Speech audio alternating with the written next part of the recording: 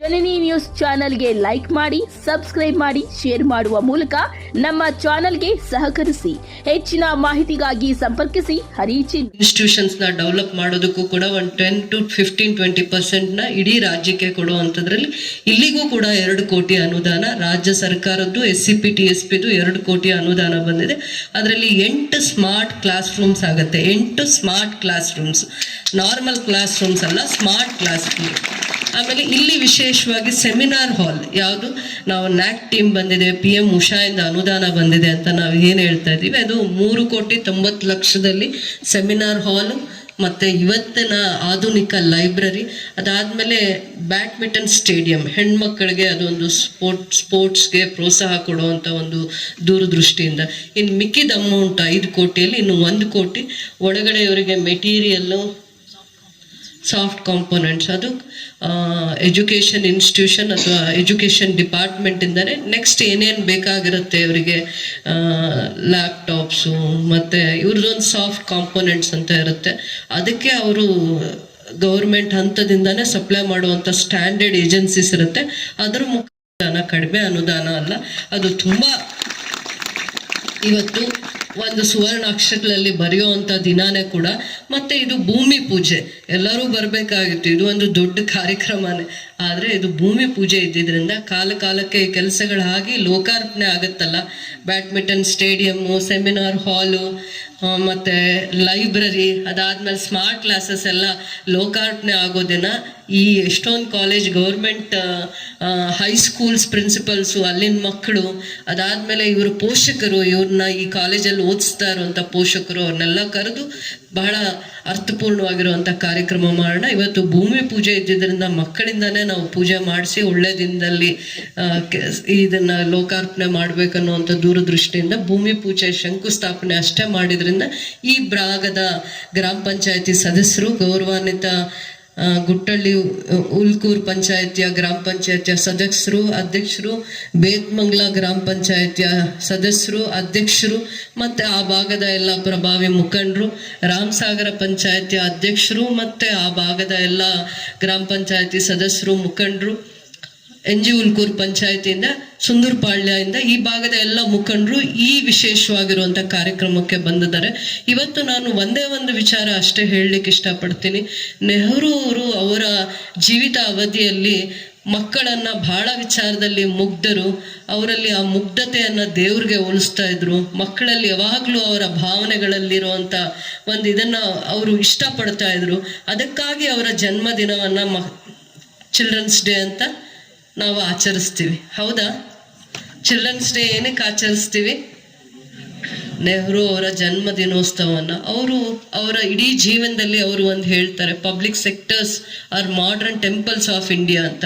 Education institutions, public sectors ಮುಂದಿನ ಪೀಳಿಗೆಯ ಮಕ್ಕಳಿಗೆ ಮಾಡರ್ನ್ ಟೆಂಪಲ್ಸ್ ಆಫ್ ಇಂಡಿಯಾ ಆಗ್ಬೇಕು. ಯಾಕಂದ್ರೆ ಯಾವತ್ತು ಒಂದು ಪ್ರತಿಭೆಯನ್ನ, ಯಾವತ್ತು ಒಂದು ವಿದ್ಯಾರ್ಹತೆಯನ್ನ ನಾವು ಗುರುತಿಸಿದ ಮೇಲೆ ಅವರಿಗೆ ಅವರ ಅರ್ಹತೆಯನ್ನ ಗುರುತಿಸ್ಕೊಳ್ಳಿಕ್ಕೆ, ಅವರ ಒಂದು ಏನು ಅರ್ಹತೆ ಇದೆ ಅದನ್ನ ಪ್ರತಿಭೆಯನ್ನ ತೋರಿಸ್ಕೋಬೇಕು ಅಂತಂದ್ರೆ ಅವರಿಗೆ ಉದ್ಯೋಗಗಳನ್ನ ಸೃಷ್ಟಿ ಮಾಡಬೇಕು. ಆದ್ರೆ ಆ ಕಾಲದಲ್ಲಿ ಪ್ರತಿ ಹಂತದಲ್ಲೂ ಅವ್ರು ಎಷ್ಟು ತಿಳುವಳಿಕೆ ಇತ್ತು, ಅವರ ಜ್ಞಾನ ಇತ್ತು ಅಂತಂದ್ರೆ ಪಬ್ಲಿಕ್ ಸೆಕ್ಟರ್ಸ್ ಎಲ್ಲೆಲ್ಲಿ ಇವತ್ತು ಬೆಮೆಲ್ಲಿದೆ, ಬೇರೆ ಬೆಮೆಲ್ ತರ ಯಾವ್ಯಾವ್ದು HAL ಇತ್ತು, ಆ ಥರದನ್ನೆಲ್ಲಾನು ಪಬ್ಲಿಕ್ ಸೆಕ್ಟರ್ಸ್ ಅಂತ ಹೇಳ್ತಾರೆ. ಆ ಪಬ್ಲಿಕ್ ಸೆಕ್ಟರ್ಸ್ನ ಸೃಷ್ಟಿ ಮಾಡಿದ್ರೇನೆ ಅದು ಮುಂದೆ ಭವಿಷ್ಯದಲ್ಲಿ ಮಾಡರ್ನ್ ಟೆಂಪಲ್ಸ್ ಆಫ್ ಇಂಡಿಯಾ ಆಗತ್ತೆ. ಅಂದ್ರೆ ಯಾವ ಮಕ್ಕಳು ವಿದ್ಯಾರ್ಹತೆಯನ್ನ ಹೊಂದಿರ್ತಾರೆ ಅವರು ದೇಶದ ಸಂಪತ್ತಾಗ್ತಾರೆ. ದೇಶಕ್ಕೆ ಏನು ಸಂಪತ್ತಂದ್ರೆ ಇವತ್ತಿನ ಮಕ್ಕಳು ಭವಿಷ್ಯದ ದೇಶದ ಸಂಪತ್ತು. ನೀವು ಈ ದೇಶನ ಅಭಿವೃದ್ಧಿ ಕಡೆ ನಡೆಸೋದಿಕ್ಕೆ ನೀವೇ ಸಂಪತ್ತು ಅನ್ನೋವಂಥ ಭ್ರಮೆ ಮತ್ತೆ ಆಲೋಚನೆಗಳು ಅವರಿಗೆ ಇತ್ತು ಅಂತ ದೂರದೃಷ್ಟಿ ಇತ್ತು. ಇವತ್ತು ಮಕ್ಕಳ ದಿನಾಚರಣೆ ದಿನ ನಾನು ಹೇಳಕ್ಕೆ ಇಷ್ಟಪಡ್ತೀನಿ, ಮಕ್ಕಳಲ್ಲಿರುವಂಥ ಪ್ರತಿಭೆಯಿಂದ ನೀವು ಬೆಳೆದು ದೊಡ್ಡವರಾದಾಗ, ನಾಗರಿಕರಾದಾಗ ನೀವು ದೇಶದ ಅತಿ ದೊಡ್ಡ ಸಂಪತ್ತಾಗಿರ್ತೀರ. ನಿಮ್ಮ ಸೇವೆ, ನೀವು ಏನು ಓದಿ ನೀವು ಯಾವ ಇದರಲ್ಲಿ ನೀವು ಸೇವೆ ಮಾಡ್ತಾ ಇರ್ತೀರಾ, ಅದು ನಮ್ಮ ದೇಶದ ರಕ್ಷಣೆಯನ್ನ ಮಾಡುತ್ತೆ, ದೇಶದ ಸಂಪತ್ತನ್ನ ವೃದ್ಧಿ ಮಾಡುತ್ತೆ, ದೇಶಕ್ಕೆ ಗೌರವವನ್ನು ತಂದುಕೊಡುತ್ತೆ. ಅದು ನೀವು ವಿದ್ಯೆ ವ್ಯವಸ್ಥೆಯಲ್ಲಿದ್ದಾಗ ಅರ್ಥ ಮಾಡ್ಕೊಳ್ಳುವಂಥವ್ರು ಆಗ್ಬೇಕು.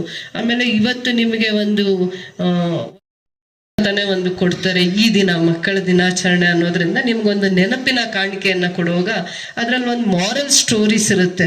ಅದು ತಿಳುವಳಿಕೆಯಿಂದನೋ ಮತ್ತೆ ನಿಮ್ಮ ಪ್ರತಿಭೆಯನ್ನ ಮತ್ತೆ ನಿಮಗಿರುವಂತ ಆಲೋಚನೆಗಳು ಮತ್ತೆ ಪ್ರತಿಯೊಂದು ವಿದ್ಯಾರ್ಥಿಗೆ ಒಂದು ಕನಸಿರುತ್ತೆ, ಒಂದು ಡ್ರೀಮ್ ವರ್ಲ್ಡ್ ಇರುತ್ತೆ.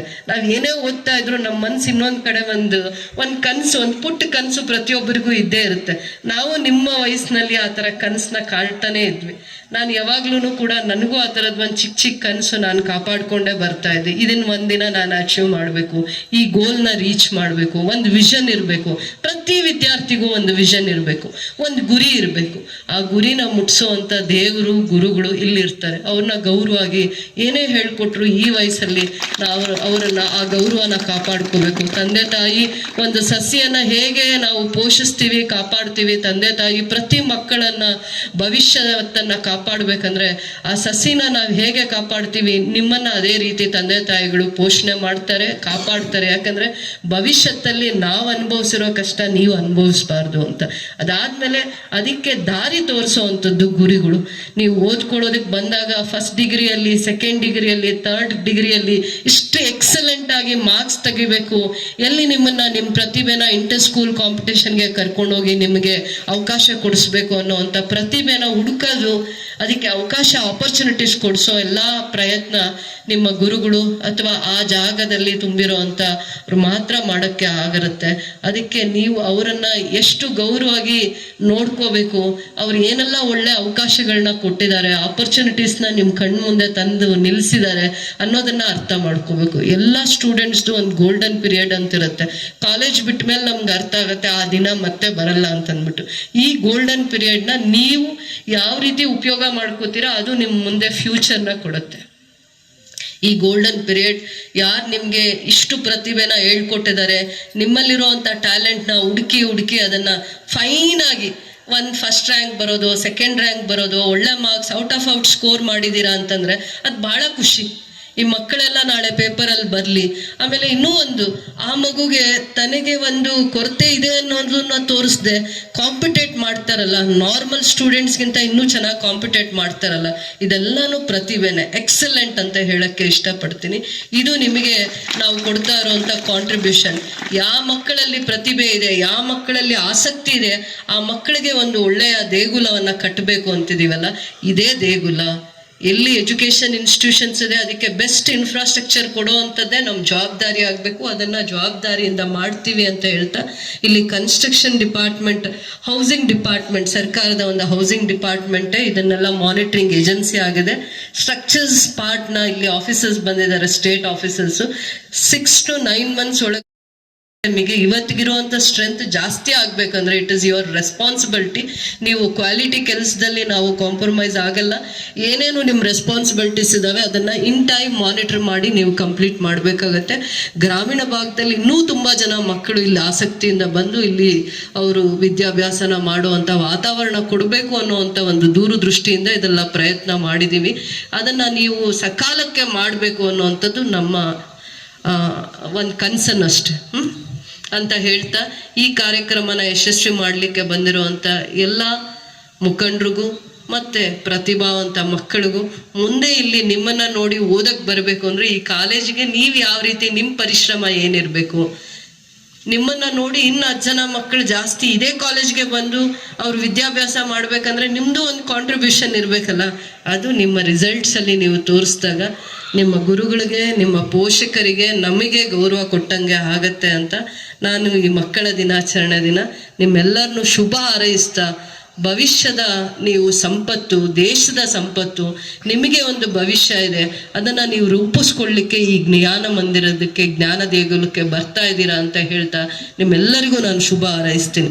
ಅದಾದ್ಮೇಲೆ ಸಾಕಾಗಿರುತ್ತೆ, ಇವ್ರ ಕೆಲಸ ಮಾಡ್ಲಿಕ್ಕೂ ಇವ್ರಿಗೆ ಸಾಕಾಗಿರುತ್ತೆ. ಅದರಲ್ಲೂ ಕೂಡ ಇಂಥ ಒಂದು ಪ್ರತಿಭಾವಂತ ಆಲೋಚನೆ ಇರುವಂತ ಪ್ರಿನ್ಸಿಪಲ್ ಇಲ್ಲಿದ್ದಾರೆ ಅಂತಂದ್ರೆ ನಂಗೆ ಬಹಳ ಸಂತೋಷ ಆಗ್ತಾ ಇದೆ.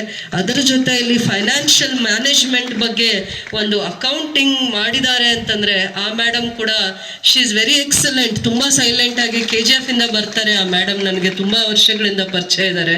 ಇದೆಲ್ಲ ಇಟ್ ಈಸ್ ಎ ಕಾಂಟ್ರಿಬ್ಯೂಷನ್, ಅದು ಅವ್ರದ್ದು ಒಂದು ಕಾಂಟ್ರಿಬ್ಯೂಷನ್ ಟು ದ ಸೊಸೈಟಿ. ಮಕ್ಕಳಿಗೆ ಪಾಠ ಮಾಡ್ತಾ ಮಾಡ್ತಾ ಇಂಥದ್ದೊಂದು ಬುಕ್ಸ್ ಬರೆಯೋದು, ಸಾಧನೆ ಮಾಡೋದು ಅನ್ನೋದಿದೆಯಲ್ಲ, ಇದೆಲ್ಲ ನಿಜವಾದ ಸಾಧನೆ. ಇಂಥ ಸಾಧನೆ ಇರೋ ಜಾಗದಲ್ಲಿ ಒಂದು ಪವಿತ್ರತೆ ಇರುತ್ತೆ ಅಂತ ಹೇಳಕ್ ಇಷ್ಟಪಡ್ತೀನಿ. ಈ ಪವಿತ್ರತೆಯಿಂದಾನೇ ಈ ಮಕ್ಕಳಿಗೆ ಇಷ್ಟೆಲ್ಲ ಸೇವೆ ಮಾಡುವಂಥ ಮನೋಭಾವ ಅವರಲ್ಲಿದೆ ಅಂತ ಅನ್ಸುತ್ತೆ. ಈ ಟ್ಯಾಲೆಂಟೇ, ಇಡನ್ ಟ್ಯಾಲೆಂಟೇ ಮಕ್ಕಳಲ್ಲಿ ಇನ್ನೂ ಹೊಸ ಹೊಸ ಬದಲಾವಣೆಯನ್ನ ತರೋದು, ಹೊಸ ಆಲೋಚನೆಗಳನ್ನ ಅವರಿಗೆ ಉತ್ಸಾಹವನ್ನ ತುಂಬಿ ಸಾಧನೆಯ ದಾರಿಗೆ ತಗೊಂಡು ಹೋಗ್ಲಿಕ್ಕೆ ಆಗತ್ತೆ. ಸೊ ಇವೆಲ್ಲಾನು ಕೂಡ ಇಂಥ ಪ್ರತಿಭೆ ಇರುವಂತ ಜಾಗದಲ್ಲಿ ಅಂತ ಮಕ್ಕಳು ಸಾಧಕರು ಇರ್ತಾರೆ ಅನ್ನುವಂಥದ್ದನ್ನ ನಾನು ಹೇಳಕ್ ಇಷ್ಟಪಡ್ತೀನಿ. ಅವರಿಗೂ ನಾನು ಹೃದಯ ತುಂಬಿ ನನ್ನ ಧನ್ಯವಾದಗಳನ್ನ ಹೇಳಲಿಕ್ಕೆ ಇಷ್ಟಪಡ್ತೀನಿ. ರೂರಲ್ ಬ್ಯಾಕ್ಗ್ರೌಂಡ್ ಇರುವಂಥ ಮಕ್ಕಳನ್ನ ಸ್ಟ್ರೆಂಥನ್ ಮಾಡಬೇಕು. ಎಜುಕೇಷನಲ್ಲಿ, ಮಾರಲಿ. ಎಜುಕೇಷನಲ್ಲಿ ಯಾಕೆ ಮಾಡ್ಬೇಕು ಅನ್ಕೊಂತೀವಿ ಅಂದರೆ, ಸ್ಥಳೀಯವಾಗಿ ಮಕ್ಕಳನ್ನು ಇಲ್ಲಿಗೆ ಸ್ಕೂಲಿಗೆ ಕಳಿಸೋದು, ಕಾಲೇಜಿಗೆ ಕಳಿಸೋದೇ ಕಷ್ಟ. ತುಂಬ ಯೋಚನೆ ಮಾಡ್ತಾರೆ ತಂದೆ ತಾಯಿ. ಅವರ ಆರ್ಥಿಕ ಪರಿಸ್ಥಿತಿನೂ ಕೂಡ ಅಷ್ಟು ಆರೋಗ್ಯಕರವಾಗಿರೋದಿಲ್ಲ. ಅದಾದಮೇಲೆ ಈ ವೇದಿಕೆಯಲ್ಲಿ ಫಸ್ಟ್ ನಾವು ಗೌರವಿಸ್ಬೇಕಾಗಿರೋದು, ಕಳೆದ 10-15 ವರ್ಷಗಳಿಂದ ಇದೇ ಭಾಗದಲ್ಲಿ ಎಜುಕೇಷನ್ ಇನ್ಸ್ಟಿಟ್ಯೂಷನ್ಸ್ನ ಬೆಳೆಸಬೇಕು, ಕಾಪಾಡಬೇಕು ಅನ್ನುವಂಥ ಒಂದು ಆಲೋಚನೆ, ದೃಢವಾಗಿರುವಂಥ ಸಂಕಲ್ಪ ಇಟ್ಕೊಂಡು ಬೆಳೆದಂಥ ನಾಯಕರನ್ನು, ಅದು ಸಮಾಜಕ್ಕೆ ಒಂದು ಎಲೆಮರೆಕಾಯಿಯಾಗಿ ಸೇವೆ ಮಾಡಿಕೊಂಡು ಎಲ್ಲೂ ಪ್ರಚಾರಕ್ಕೆ ಬರದೆ, ಅದು ಇವತ್ತು 3-5 ಕೋಟಿ ಬೆಲೆ ಇರುವಂಥ ಜಾಗವನ್ನು ವಿದ್ಯಾಸಂಸ್ಥೆಗಳಿಗೆ ದಾನ ಮಾಡಿ, ಸರ್ಕಾರಕ್ಕೆ ದಾನ ಮಾಡಿ, ಅಲ್ಲಿ ಹೈಸ್ಕೂಲ್ ಇದೆ, ಅದಾದಮೇಲೆ ಇವಾಗ PU ಕಾಲೇಜ್ನ ತರುವಂಥದ್ರಲ್ಲಿ ಪ್ರಾಮಾಣಿಕವಾಗಿರುವಂಥ ಪ್ರಯತ್ನ ಅವರು ಮಾಡಿ ನನ್ನ ಮುಂದೆ ಒಂದು ಬೇಡಿಕೆಯನ್ನು ಇಟ್ಟಿದ್ರು. ಕೃಷ್ಣೇಗೌಡರು, ಇಲ್ಲೇ ಕವರ್ಗಾನಹಳ್ಳಿಯವರು, ಇವರಂಥ ಸೇವೆಯನ್ನು ನಾವು ಗುರುತಿಸುವಂಥವ್ರಾಗಬೇಕು. ಸರ್ಕಾರದ ಸೇವೆ ಮಾಡೋದ್ರ ಜೊತೆಯಲ್ಲಿ ಪ್ರತಿಯೊಬ್ಬರ ಈ ಥರ ಕಾಳಜಿ ಮತ್ತು ಶಿಕ್ಷಣ ವ್ಯವಸ್ಥೆಯ ಬಗ್ಗೆ ಅವರಿಗಿರುವಂಥ ಅದು ಉದಾರವಾಗಿರುವಂಥ ಮನಸ್ಸನ್ನು ನಾವು ಆರಾಧಿಸಬೇಕು. ಆಮು ಅಣ್ಣವರು ಕೂಡ ಶಿಕ್ಷಣ ಸಂಸ್ಥೆಗಳನ್ನ ಮುಂದುವರೆದು ನಡೆಸ್ತಾರೆ. ಇದು ಸರ್ಕಾರಿ ಸಂಸ್ಥೆಗಳಾಗಿರೋದ್ರಿಂದ ಅದರ ಅಭಿವೃದ್ಧಿ, ಬಡವರ ಮಕ್ಕಳಿಗೆ ಇದು ಜ್ಞಾನ ದೇಗುಲ ಅಂತ ಹೇಳ್ತೀನಿ. ಯಾರು ಆರ್ಥಿಕವಾಗಿ ಶಕ್ತಿ ಇರಲ್ಲ ಅಂತ ಮಕ್ಕಳನ್ನ ನಾವು ಸರ್ಕಾರಿ ವ್ಯವಸ್ಥೆಯಲ್ಲಿ, ಸರ್ಕಾರಿ ಶಾಲೆಗಳಲ್ಲಿ, ಸರ್ಕಾರಿ ಪ್ರೌಢಶಾಲೆ, ಪದವಿ ಪೂರ್ವ ಕಾಲೇಜು ಮತ್ತು ಡಿಗ್ರಿ ಕಾಲೇಜ್ನ ಸರ್ಕಾರದ ಎಲ್ಲಿದೆ ಅಂತ ಹುಡುಕಿ ಸೇರಿಸ್ತಾರೆ. ಅದರಲ್ಲಿ ವಿಶೇಷವಾಗಿ ಹೆಣ್ಮಕ್ಳಿಗೆ ಇತ್ತೀಚಿನ ದಿನಗಳಲ್ಲಿ, ಕಳೆದ 10-15 ವರ್ಷಗಳಲ್ಲಿ ಗ್ರಾಮೀಣ ಭಾಗದಲ್ಲೂ ಕೂಡ ಆ ಪ್ರತಿಭೆಗಳಿಗೆ ಒಂದು ಅವಕಾಶ, ಪ್ರೋತ್ಸಾಹ ತಂದೆ ತಾಯಿಯರಲ್ಲೂ ಕೂಡ ನಾವು ನೋಡುವಂಥ ಒಂದು ಅವಕಾಶ ಸಿಗ್ತಾ ಇದೆ. ಹಿಂದೆ SSLC ಆದಮೇಲೆ ಅದೇ ಒಂದು ದೊಡ್ಡ ಓದು, ಅದಾದಮೇಲೆ ಹೆಚ್ಚಿಗೆ ಓದಿಸೋ ಅವಕಾಶ ಕೊಡ್ತಿರ್ಲಿಲ್ಲ. ಆದರೆ ಇವತ್ತು ತಂದೆ ತಾಯಿ ಕೂಲಿಗೆ ಹೋಗ್ಲಿ, ಬೇರೆ ಜಾಗದಲ್ಲಿ ಏನೇ ಕೆಲಸ ಮಾಡಲಿ, ತನ್ನ ಮಕ್ಕಳನ್ನು ಓದಿಸ್ಬೇಕನ್ನುವಂಥ ಒಂದು ಛಲ ಎಲ್ಲ ತಂದೆ ತಾಯಿಯಲ್ಲಿದೆ. ಆ ಪ್ರೋತ್ಸಾಹನೇ ಇವತ್ತು ಮಕ್ಕಳು ಇಷ್ಟೆಲ್ಲ ಸಾಧನೆಯನ್ನು ಮಾಡಲಿಕ್ಕೆ ಆಗತ್ತೆ. ಇವತ್ತು ನನಗೆ ಹೆಮ್ಮೆ ಕೂಡ ಇದೆ. Inter school competition, inter college competition ಇರ್ಬೋದು, ಆಮೇಲೆ ಯಾವುದದು ಫ್ಯೂಚರ್ CEO ಅಂತ ಒಂದು ಪಾತ್ರ ಕೊಟ್ಟಾಗ ಅಲ್ಲೂ ಕೂಡ ಈ ಮಕ್ಕಳು ಪ್ರೈಸನ್ನು ತಗೊಂಡು ಬಂದಿದ್ದಾರೆ, 2nd ಪ್ರೈಸ್. ಇದೆಲ್ಲ ಏನು ತೋರಿಸುತ್ತೆ ಅಂದರೆ ಅವರ ಆಸಕ್ತಿ ಮತ್ತು ಪ್ರಯತ್ನ ಅದೆಲ್ಲನೂ ಕಾಣುತ್ತೆ. ಪ್ರೈಸು ತುಂಬ ಮುಖ್ಯ ಅಲ್ಲ, ಪಾರ್ಟಿಸಿಪೇಷನ್ ಅನ್ನೋದಿದೆಯಲ್ಲ ಅದು ತುಂಬ ಮುಖ್ಯ. ಮಕ್ಕಳಲ್ಲಿ ಪ್ರತಿಭೆ ಹುಡುಕುವಂಥ ದೇವರು ಅಥವಾ ಗುರುಗಳು ಯಾರಾದರೂ ಇದ್ದರೆ ಇವತ್ತು ಅವ್ರನ್ನ ಬೆಳೆಸಿ ಆರೈಸುವಂಥ ಎಜುಕೇಷನ್ ಇನ್ಸ್ಟಿಟ್ಯೂಷನ್ಸು, ಇದು ಸರ್ಕಾರದ ಸಂಸ್ಥೆ ಅಡಿಯಲ್ಲಿ ಬೆಳೆಯುವಂಥದ್ದು. ಕೇಂದ್ರ ಸರ್ಕಾರ ಮತ್ತು ರಾಜ್ಯ ಸರ್ಕಾರದ್ದು ಹೆಚ್ಚಿನ ವಿಚಾರ ನಾವು ಹೇಳಲಿಕ್ಕೆ ಹೋಗಲ್ಲ. ನ್ಯಾಕ್ ಟೀಮ್ ಅಂತ ಒಂದು ಬರುತ್ತೆ, ಪ್ರತಿ 2 ವರ್ಷಕ್ಕೆ ಒಂದ್ಸತಿ ಸೆಂಟ್ರಲಿಂದ, ಡೆಲ್ಲಿಯಿಂದ ನ್ಯಾಕ್ ಟೀಮ್ ಅಂತ ಗೌರ್ಮೆಂಟ್ ಕಾಲೇಜಸ್ನ ವಿಸಿಟ್ ಮಾಡುತ್ತೆ. ಅಲ್ಲಿಂದನೂ ಸ್ವಲ್ಪ ಇವರಿಗೆ ಅನುದಾನವನ್ನು ಕೊಡ್ತಾರೆ. ಯಾಕೆಂದರೆ ಹಂತವಾಗಿ ಕಾಲೇಜ್ ಅಭಿವೃದ್ಧಿ ಆಗೋದಕ್ಕೆ ಸ್ಟೇಟ್ ಗೌರ್ಮೆಂಟು ಕಾಂಟ್ರಿಬ್ಯೂಷನ್ ಇರುತ್ತೆ, ಸೆಂಟ್ರಲ್ ಗೌರ್ಮೆಂಟು ಕಾಂಟ್ರಿಬ್ಯೂಷನ್ ಇರುತ್ತೆ. ಆ ನ್ಯಾಕ್ ಟೀಮಲ್ಲಿ ಪ್ರತಿ ಕಾಲೇಜು 300 ಮಾರ್ಕ್ಸ್ ಸ್ಕೋರ್ ಮಾಡಬೇಕಾಗತ್ತೆ. ಅದರಲ್ಲಿ ನಮ್ಮ ಕೋಲಾರ ಇಡೀ ಜಿಲ್ಲೆಯಲ್ಲಿ 285 ಆ ಥರದ್ದು ಒಂದು ಸ್ಕೋರ್ ತಗೊಂಡಿರೋದು ಇದು ಫಸ್ಟಲ್ಲಿದೆ. B++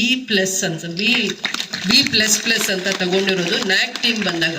ಅವರು ಒಂದು ಕಾಲೇಜ್ನ ಉನ್ನತೀಕರಣಕ್ಕೆ ಏನೇನು ರಿಕ್ವೈರ್ಮೆಂಟ್ಸ್ ಇರುತ್ತೆ, ಹೇಗೆ ನಾವು ಪ್ರೈವೇಟ್ ಇನ್ಸ್ಟಿಟ್ಯೂಷನ್ಸ್ಗೆ ಕಾಂಪಿಟೇಟ್ ಮಾಡಿ ಸರ್ಕಾರಿ ಇನ್ಸ್ಟಿಟ್ಯೂಷನ್ಸ್ನ ಡೆವಲಪ್ ಮಾಡೋದು.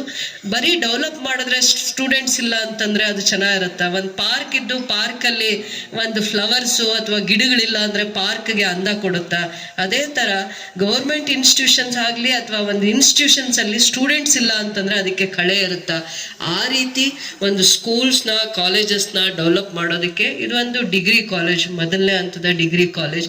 ಇಲ್ಲಿನ ಮಕ್ಕಳಿಗೆ ನಾವು ಪ್ರೋತ್ಸಾಹ ಕೊಡಲಿಕ್ಕೆ ಈ ಕಡೆ ಸುಂದರಪಾಳ್ಯ ಪಕ್ಕದಲ್ಲಿ ಬೇತ್ಮಂಗ್ಲ, ಅದಾದ್ಮೇಲೆ ಬಹಳ ಜನ ವಿದ್ಯಾರ್ಥಿಗಳು ಮುಳುಬಾಗ್ಲಿಂದನೂ ಬರ್ತಾರೆ ಅನ್ಸುತ್ತೆ. ಮುಳುಬಾಗ್ಲಿಂದ ಬಂದಿದಾರ ಯಾರಾದ್ರೂ ಸ್ಟೂಡೆಂಟ್ಸ್ ಬಂದಿದಾರ? ಮುಳುಬಾಗಿಲು ತಾಲೂಕಿಂದನೂ ಬಹಳ ಜನ ಮಕ್ಕಳು ಮುಳುಬಾಗಿಲು ತಾಲೂಕಿಂದನೂ ಬರ್ತಾರೆ. ಹಾಗನ್ಬಿಟ್ಟು ಇದು ವಿಶೇಷವಾಗಿ ಮಕ್ಕಳಿಗೆ, ಹೆಣ್ಮಕ್ಳನ್ನು ಕೂಡ ದೂರ ಕಳಿಸಲ್ಲ ಅನ್ನುವಂಥ ಪೋಷಕರಿಗೆ ಕೂಡ ಇಲ್ಲಿ ವ್ಯವಸ್ಥಿತವಾಗಿರುವಂಥದ್ದನ್ನು ಮಾಡ್ತಾ ಇರೋವಂಥದ್ದು.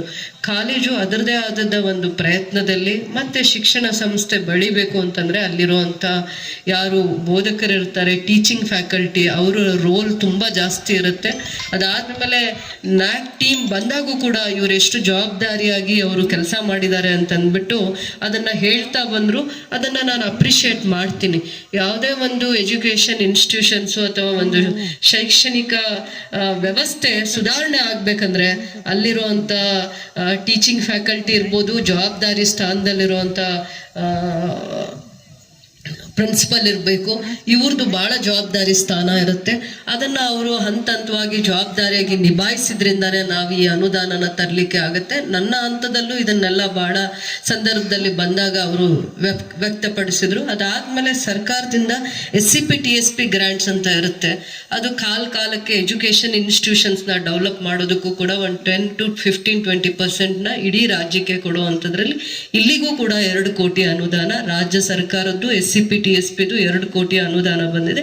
ಅದರಲ್ಲಿ 8 ಸ್ಮಾರ್ಟ್ ಕ್ಲಾಸ್ ರೂಮ್ಸ್ ಆಗುತ್ತೆ. 8 smart class rooms, normal class rooms ಅಲ್ಲ, ಸ್ಮಾರ್ಟ್ ಕ್ಲಾಸ್ ರೂಮ್.